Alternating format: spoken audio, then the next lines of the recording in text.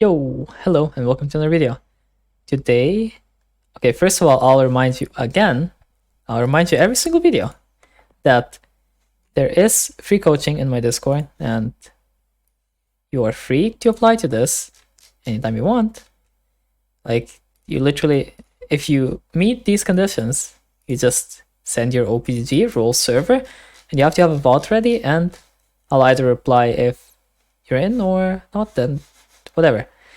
Either way though, there's also like the Patreon that you can subscribe to, and that one has like all of my coaching VODs recently, and I'm gonna keep uploading all of them.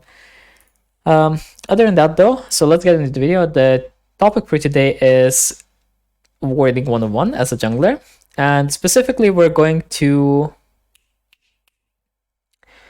obviously focus on the champions that I prefer, which is the scaling farming types of junglers, right? So if we look at this from the perspective of stuff like Evelynn, Hecarim, and whatever, right? Diana, Viego, whatever. Some of these champions will obviously have some variance in terms of when you can fight and whatever, and that might affect your warding to some extent. But the basic wards that we will go over kind of are this. Okay, wait. First of all, I have to pick what side we want to be on. Let's just look from this side, I guess. From this side of the map. So we have this ward, we have this ward, we have like this. We have like this ward, this, like here, here, here, here, here, here. What other ones? Let's see. Okay, none of the other ones. Okay, so I think these are all of the first clear wards, and let's just go over them as we go. So, real quick. Buff, right? So these two wards, very simple. If you want information on where the enemy jungler is pathing and what he's sorting and whatever, then you can do these two wards. As these champions, Evelynn, Cortis, and so on, I don't care about this so much. On Cortis, maybe if you're against a weaker jungler, on stuff like Evelynn or Echo or these other champions don't really want to fight on their first clear, right? Kha'Zix or something, you don't really do this much. Maybe if you play against an Evelynn or something, you do it, but other than that, pretty fine. So next up, we have the ward here. So this one, you can also have like a different variation, so you can have one here as well. So these two wards give you the idea of where the enemy is pathing, so you kind of get an idea of, okay, is he going like this? Or is he going like this? Or, I don't know, is he going like this? Or did he walk like straight like this, right? So these kinds of ideas are given by these two words. So what is the actual purpose of them? That, right? What are some issues with them? For example, junglers can go like this, junglers can go like this, and junglers could just go like this, and so on, then we don't spot them. If the enemy jungler has an obvious pathing, like something like this, then we kind of just like waste our ward, and it doesn't really do much for us in some scenarios. Then if the enemy jungler just chooses not to clear and just like ganks or something, then this doesn't do much for us as well. So they can be kind of useful, or they can be like pretty useless, but I find them to be pretty useless all the time, because on these champs specifically that we play, we don't really prefer to invade so much. So yeah, at least not in the first clear. So then we have these two variations of the ward and this. So these are the river wards that we're gonna go over, right? These two wards are amazing. They're really good against Kindred, Graves, Nidalee, all of that stuff. The stuff that jumps over these walls for free without trying and just invades us. Why are these wards so amazing? Because they spot them both when they walk like this and when they go like this. Very good. Not that many people are going to end up going something like this. Why? Because the top laners tend to ward. So pretty good stuff, right? So these wards are pretty standard. You usually ask one of your laners to do one of them and you do the other one or something. And this can at least try to prevent level 2 invades to some extent. Another way to try to prevent level 2 invades is obviously to, or well, not prevent, but react to, is to just ward your own buffs, but we'll get to that. So let's delete these two, and these two are pretty useful though. So actually I'll leave them on even, because they are actually wards that I do recommend to use at the moment, and I don't see why I would delete them. This though, I am not a fan of. People used to do like these two wards, right? Like, and these two pixel bushes, but I don't see it having too much value. Maybe if you played against something that just invades you from this, but still I don't see that much value, so I don't know. Oh wait, that's a good one. I didn't make the one here. Maybe you do have some value out of it if, I don't know, like someone's like tree camping and he somehow shows up on this, but there are still other wards you could have done, like for example here or something, which would have just done more. So at that point it's kind of like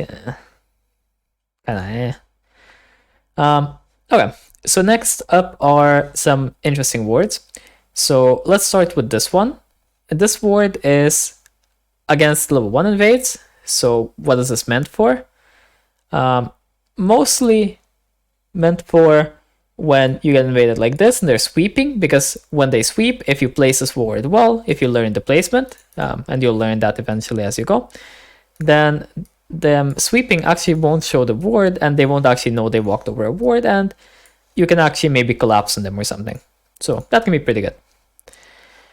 So we'll keep this ward up because it's pretty decent for those scenarios. Meanwhile, it's also pretty good at level 3 or something, because I showed people this ward before at level 3 against stuff like Rengar and whatever. But the thing is, this ward kind of does the same thing against those champs, the ones that don't have a jump, that can jump over this wall or something. Because what ends up happening is that you will spot them anyway, and it's actually even better, because when they walk like this, they usually sweep, while they still won't notice this ward. So if you're, for example, Evelynn, and you do 3 camps and you show up here and you now suddenly want a ward, then this one can actually be a really good option.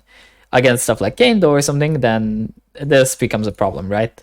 So you might want to ward like even deeper in the bush than this ward here. If we follow the ward that we just talked about, right? So we can just talk about this real quick. This ward is actually pretty decent, but actually when I thought about it more, I realized that you can just honestly do this one and you don't have too many drawbacks. But this is still useful because, again, some stuff you want to see if they invade you both like this and if they invade you like this, and this is probably like the best of both worlds for that. And you also kind of see this, so okay. And this ward also, like both this ward and warding like here somewhere, can really help protect your bot lane from the ganks like these, so pretty good. Not too bad, we'll keep it. Next up are these buff wards that I want to talk about. So buff wards, you just ward the other buff from the one you start. And what do you really end up with in that scenario? Pretty simple path, kinda, because you know if they level 2 invade you know if they level 3 invade that buff, right? So you know if they're sitting there and whatever, stuff like that. That's pretty decent. You don't know if they're heading there as you're doing the buff, so that can be kind of problematic, and you kind of have to read that, because you're not really going to have vision on that unless your laner is the one that warded that, or your laner warded river or something.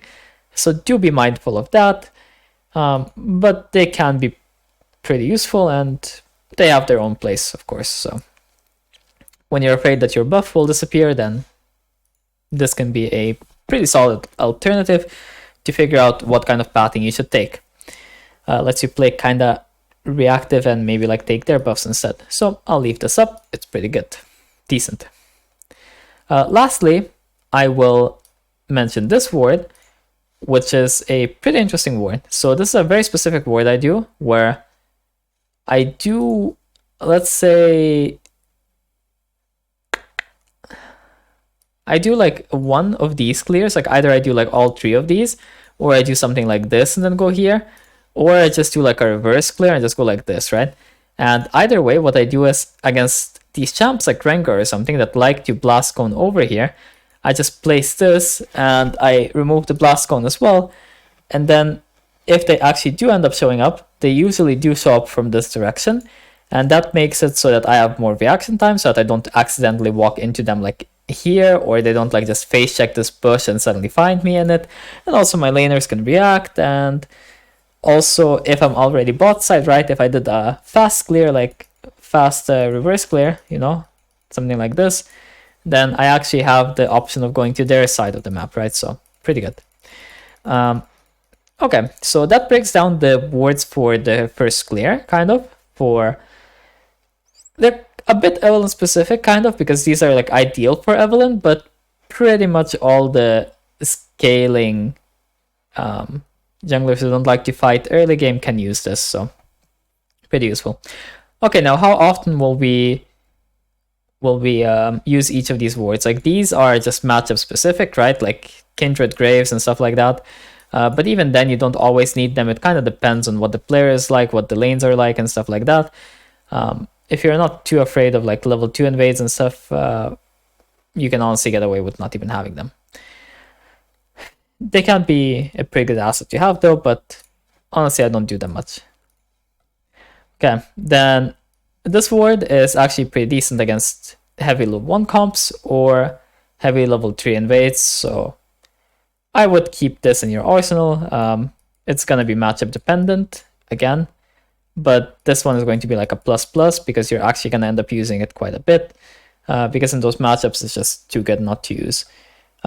Because of this ward existing, this one will actually be kind of phased out, so this one is going to be used quite a bit less. But still, nonetheless, a decent ward, and you'll use it sometimes. These two are hard preference. I pretty much never use them. Some people use them pretty much always, and it's gonna end up just being completely up to you on that. And this ward is very matchup specific, very niche. So at the end of the day, all of these wards are going to end up being kind of niche, and you can avoid using all of them quite a lot. But you do need to know them, because in some matchups you're going to need to know them. Otherwise, it's going to be kind of unplayable. Okay, so we got through the very boring part, aka the levels 1 to 4. And now we can do some more interesting stuff, right? So what is the benefit of having your yellow trinket at level 4? So I keep telling people to do that, right? Keep your yellow trinket, go scale with it. Like, it's pretty good, it's pretty nice, it's cocaine, it's lovely. So let's mark a few spots on the map. I don't know, like here.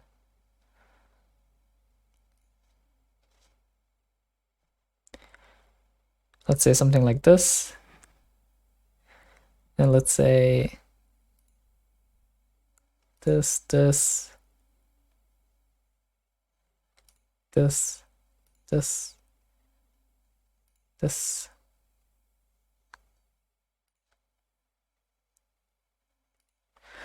Okay, so interesting, right? What do these wards actually represent? So let's go through them and let's see how much they really mess up the enemy jungler's path, right? So let's say that the enemy jungler wants to go bot lane for now, right? Like, if we combine any one of like any combination of these wards, what ends up happening, especially like these three, like let's just look at these three for now, right? Like, this just completely seals off the squadron of the jungle, especially like this combination. And what ends up happening is that now he needs to walk like this, or he needs to, I don't know, like go through a ward, or what? Like, go like this. He needs to go through mid lane to gank bot lane. Like, okay, that makes zero sense, right? That seems kind of OP. That's like really nice, right? Obviously, if you have this one, then he can also walk like this through bot lane, and he can gank through lane, I guess. Okay, dude, right. So that's pretty coked up, right? And these wards aren't that hard to get, especially if the enemy jungler started bot side and then you started top side, and then you're just here at the end of your clear, right? So this is the scenario, kind of. So you would end up placing like 2 of these wards, and suddenly like, okay, enemy jungler hates his life, completely hates his life. He doesn't even know that the wards are here, like he can't even know. So it's really disgusting. And when he sweeps, he just finds like 1 ward. Lovely, man. Then, for example, we have this combination. So this leaves mid lane a bit vulnerable, and also if the enemy jungler fights like this route, then it can be a bit of a problem, though there is an adaptation because we can actually move this ward further up, and in this scenario it ends up not being a problem because he will get spotted anyway. So the only issue is if he goes through mid again or through lane. So pretty interesting ward spots, right? Like this, and then like here somewhere, and like here somewhere, right? So you can see that these ward spots, they close off in an important area of the map, which is going to be very impactful until something like 10 minutes. It's still good after it, but pre-10 minutes is just disgusting, especially after, like right after your first clear. Okay, so then what is this ward for, right? Well, look at how much this ward closes off. It closes off everything like this. If we place it like a bit further up, it can close off like half of these ganks unless you hug the wall. It can close off all of this, can close off all of the invades to Raptors, and it can close off all of the like red invades. That's just disgusting, right? That is very high value. The issue with this ward is that it is a bit passive. So for example, if the enemy jungler just chooses to farm, then here you see him, right? Like you see he's doing this and this, and your teammates know instantly. The issue with this ward is that your teammates don't know as fast. So a combination that you might do is something like this if you're insecure enough to walk into the enemy jungle and take these. As I said, though, if the enemy jungler chooses to do like Gromp, then he chooses to gank, it's still a bit of an issue. Or if he chooses to do like this and this, and then he chooses to gank, it's still a bit of an issue, right? So there is a trade-off, right? These wards are less likely to be found. These wards are also more reactive, so your teammates know exactly where you want. Because, for example, here, on this trifecta, you can see that the enemy jungler went here, right? But you don't really know if you want mid or if you want bot. So that is kind of interesting, right? Pretty interesting. But either way, like these combinations of wards, especially when you cover up multiple of these paths, it just end up being really strong, right?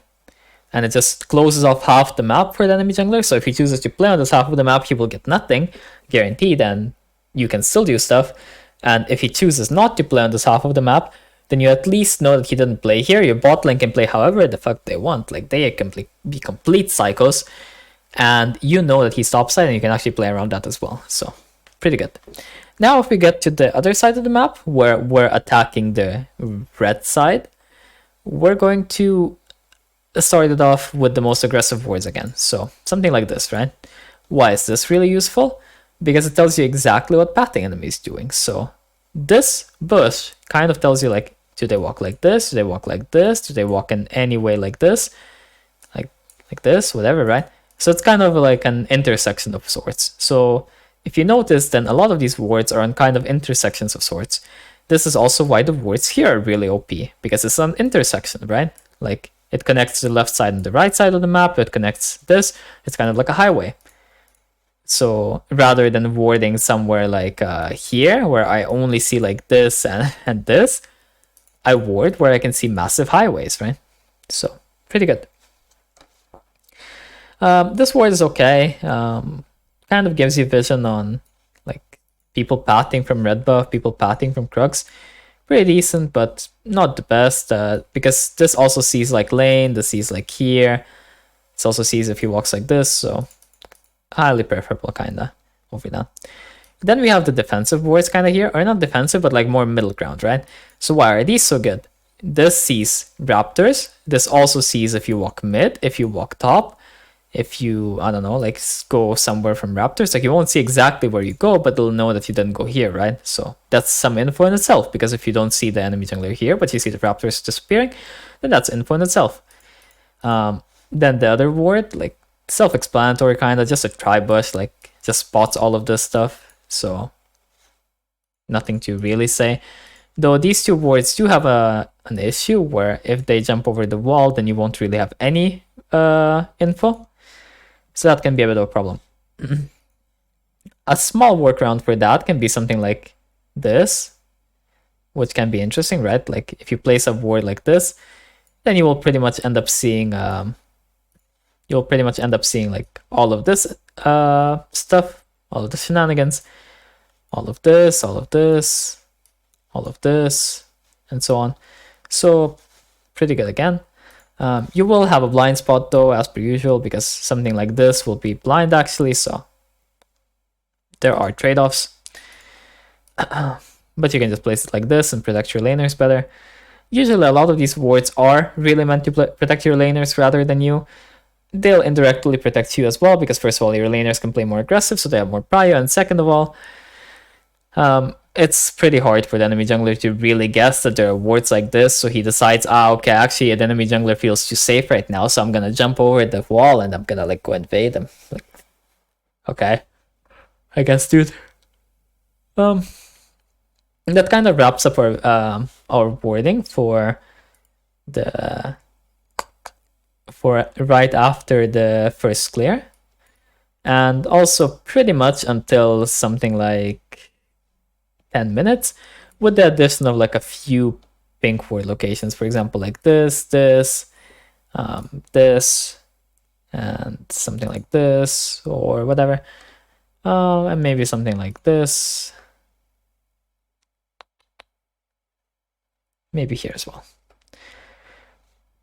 Okay, so these are common pink ward locations that we will use before 10 minutes. This can also be a location for a regular ward, but it's more centered towards pink wards. You can like offset the places a bit and you'll probably get like location for regular wards. Really good defensive ward, just completely makes you feel safe in your blue side jungle.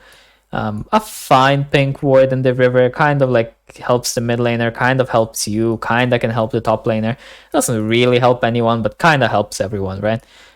Really good ward, kinda, because can see if you're getting invaded and stuff, but also really amazing at helping your bot lane protect this entrance, so pretty good. Just really bot lane centric ward. It does see some invades or whatever, but and like if bot lanes roam, right? But generally it's mostly just gonna be about protecting the bot lane, kinda, if you think about it, and also like fighting for vision. So yeah. This is going to be a more aggressive type of ward, so you're gonna end up spotting the jungler when he walks like this, especially if they don't check this bush, which not many people don't do. Usually if they do find this ward, it's gonna be because they decided to sweep here to check for regular wards, so bear that in mind. Though I think in lower elo they just won't find it in general.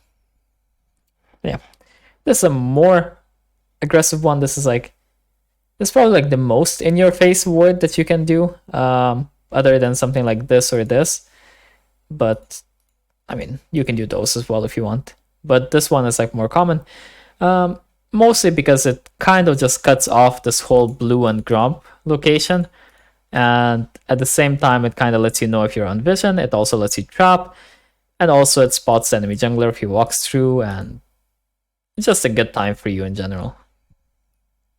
This one is used though because it's a bush that's not commonly walked through, so you walk like this, you walk past it, you walk like this, you walk past it.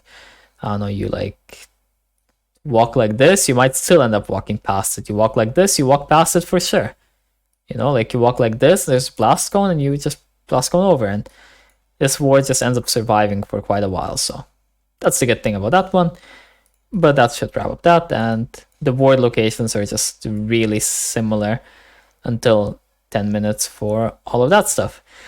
After 10 minutes, it starts to vary a bit more, and a lot of it is going to end up becoming stuff like lane wards, like stuff like this, right? What the fuck? Why can't I? Oh, okay. Sure. Oh my god. Okay. So like lane wards become pretty good. River wards are still like pretty decent, right? Then wards in the enemy jungle become like really invaluable, right? and so on. This is largely going to depend on which towers are up. This is largely going to depend what kind of champions enemy team is playing, who's strong in your team, who's weak in your team, and so on. Generally though, these two are kind of pretty good against split pushers and with split pushers, because your teammates can both roam to them and also prevent like the enemy from roaming. Uncontested and whatever. These are pretty good because you know who is coming to which lane, so you can like decide to match them before. They can also be deeper, like these ones could also be like here, and that way you actually get to decide who you send to which lane earlier, and also what exactly they're doing with the wave and stuff, and when they're moving. And you, like for example, if they push out the wave, you can also tell if they're like gonna keep pushing or if they're gonna move. That's like, those wards are decent. These two wards are mostly for junglers, so that you can steal all of the enemy junglers' camps. So if you're pretty ahead as a jungler, these two can be pretty decent for you. This is just a broken highway ward. Like this is just like one of the most contested wards in general, and it's just gonna end up being used by most people. And then this is like the discount version of that ward. I think this sums up all of the general wards I can tell you, while there would be more specific ones, but they would be more pertaining to certain types of map states and game states, and that would first of all make the video way too long, and second of all would take a lot more planning than currently done to really figure out a format that would even work for showing that. And then even after showing that, it would be difficult to digest and understand anyway, so I'd rather keep it like this, because you can use this video as a reference for a while, and it tells you pretty much all the words that you need to think about as a jungler, and anything else really is going to be stuff that you don't really need to think about too much. It's mostly just going to be about, oh well, I need some vision there or there, and maybe my support or someone needs to get it, you know, and you might need to shot call stuff like that. But it's going to be a bit difficult if you don't know the words yourself anyway and the purpose, and that's why these are fine for now. And then as you spot areas where you can't really play because you're lacking vision, good, right? That means that you're learning that stuff and you can actually try to think about it. The last thing I'm gonna really say is, why do I want junglers to have pink wards after they're mythic? Well, because for example, when Ocean Dragon map spawns, right? Like this is one big bush, right? And whoever has a pink ward in this bush, if people are fighting like this, right, just has like a 10 times easier time playing the game. If you're the defending team, then you can just stack here, you can stack here, you can stack in the bush, and this team cannot play the game because they're playing with no vision, and you can just hit them whenever you want. If you're the attacking team and you have a pink here, then suddenly these guys, like suddenly you can attack them, right? You can actually do stuff. But if no one has a pink, it's just kind of like, well, we both place vision and then now it doesn't matter, right? It's the same as if both teams had a pink. But if only one team has a pink, it makes a massive difference, right? A lot of the time people don't really save their pinks and they don't use them as combat items. So if you as a jungler can actually use your pinks as a combat item, you will end up making these situations favorable. Either way, that wraps up this video. If you enjoyed it, then like and subscribe, and I'll see you next time. Peace.